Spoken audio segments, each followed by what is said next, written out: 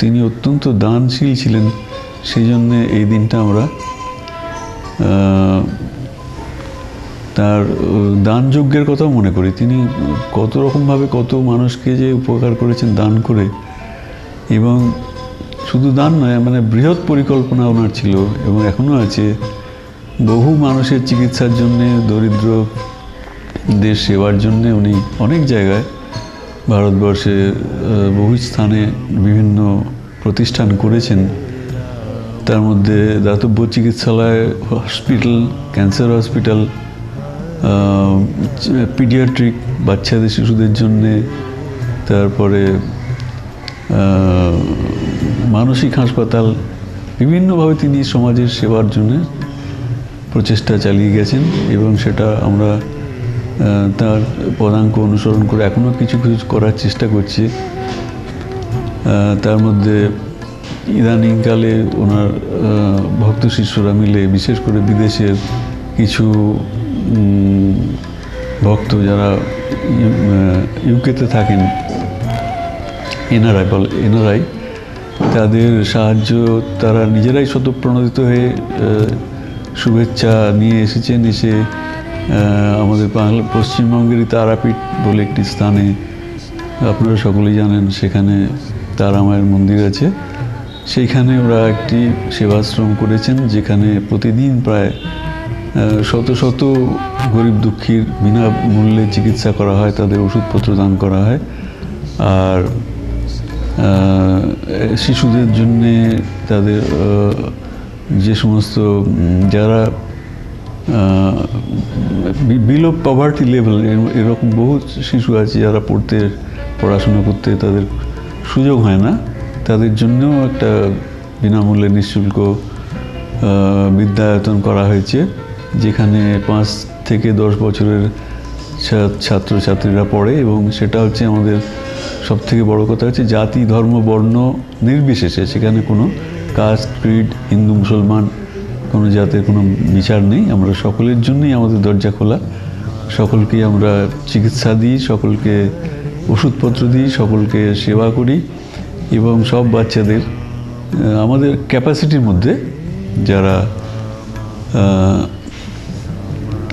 ক্যাপাসিটির মধ্যে যতটুকু সম্ভব ততটুকুনি আমরা করি। বাচ্চাদের বিনামূল্যে ওদের টিফিন বা খাবারের ব্যবস্থা করেছি। তার থেকে আর একটাও খুব মজার কথা আছে যে আমরা বয়স্ক সিনিয়র সিটিজেন কিছু মানুষকে প্রতিদিন সেবা করি। এটা একটা অদ্ভুত ধরনের কনসেপ্ট। যারা আমাদের চিকিৎসালয়ে চিকিৎসা করাতে আসেন, তার মধ্যে বৃদ্ধা যারা থাকেন, তাদের আমরা সাময়িকভাবে একটা সেবা করি। হাত পা ধুইয়ে দেওয়া গরম জল দিয়ে, তারপরে তাদের একটু তেল মালিশ করে দেওয়া, কিংবা তাদের কিছু নারিশমেন্ট দেওয়া, কিছু ভালো খাবার দেওয়া, এগুলো চেষ্টা করি প্রতিদিন। এটা একটা আমাদের নতুনত্ব। তারা এতে খুব সন্তুষ্ট হন, কারণ যাদের বয়স হয়েছে তারা তো সাধারণত খুব একটা পান না, বাড়িতেও পান না, বা তাদের অর্থনৈতিক পরিস্থিতিও সেরকম সাবলীল নয় বলে তাদের সেবাও সেরকম যত্ন সেরকম হয় না। আমরা সেটাও করি। আর এর সঙ্গে আমাদের গুরু মহারাজ যেটা করতেন, দীর্ঘদিন ধরে করে এসছেন, তার আশ্রমে বা আরও বিভিন্ন জায়গায় ভারতবর্ষের, যেমন উত্তরাখণ্ডে বদ্রীনাথ তীর্থে উনি গত 24-25 বছর ধরে ক্রমাগত বিষ্ণু যজ্ঞ, লক্ষ্মী যজ্ঞ করে এসছেন। তার অন্তর্ধানের পর সেটা এখন আর হয় না। তো আমরা আবার নতুন করে আগামী 2007 সালে থেকে সেই যজ্ঞটা আবার শ্রী শ্রী বিষ্ণু শ্রী শ্রী লক্ষ্মী যজ্ঞ, মহাযজ্ঞ, যেটা বদ্রীনাথ ধামের পুণ্যক্ষেত্রে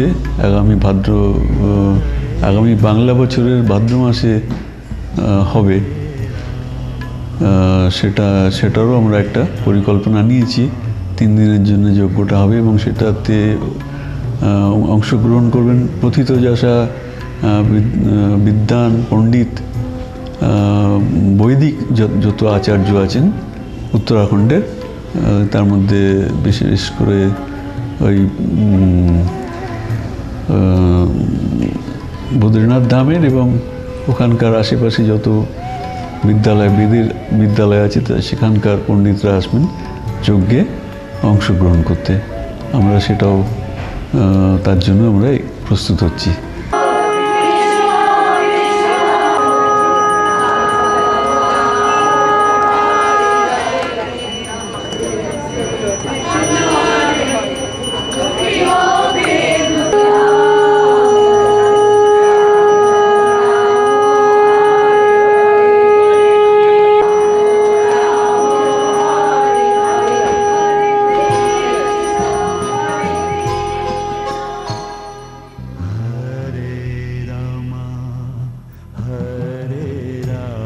মানুষের মঙ্গলের জন্য আমাদের যে ক্ষুদ্র প্রচেষ্টা, সেটাতে আমরা সমাজের বিভিন্ন স্তর থেকে সাড়া পাচ্ছি।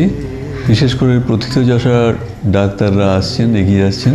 খুবই নামকরা সব ডাক্তার, সার্জেন, তারা বিনামূল্যে বিনা পারিশ্রমিকে এসে আমাদের নানানভাবে সাহায্য করছেন গরিব মানুষের চিকিৎসার জন্য। সম্প্রতি আমাদের আশ্রমের সেবাশ্রমের হার্ট ক্যাম্প হয়েছিল, সেখানে খুবই নামকরা সব হৃদরোগের ডাক্তার বিশেষজ্ঞ তারা এসে রোগীদের দেখেছিলেন যাদের নিজেদের সামর্থ্য নেই যে তারা ভালোভাবে চিকিৎসিত হোক, ভালো ডাক্তার দেখাক বা ভালো জায়গায় গিয়ে তাদের রোগের নিরাময় করুক। কিন্তু এই সুযোগে আমরা কিছু মানুষের সেবা করতে পেরেছি। খুবই দুস্থ দরিদ্র ছোট ছোট বাচ্চা, তারা দেখা গেছে হার্ট পরীক্ষা করে যে তাদের হার্টের মধ্যে কারোর হার্টে ফুটো আছে, কারো 4টে ভালভ হয়তো একসঙ্গে মিশে গেছে, এইসব নানান রকম বিপর্যয়কর অবস্থা। তাতে আমরা তাদের কলকাতারই বড় হাসপাতালে তাদের অপারেশন করার ব্যবস্থা করে দিয়েছি, যাতে তারা আবার নতুন করে বাঁচার একটা সুযোগ পেয়েছে।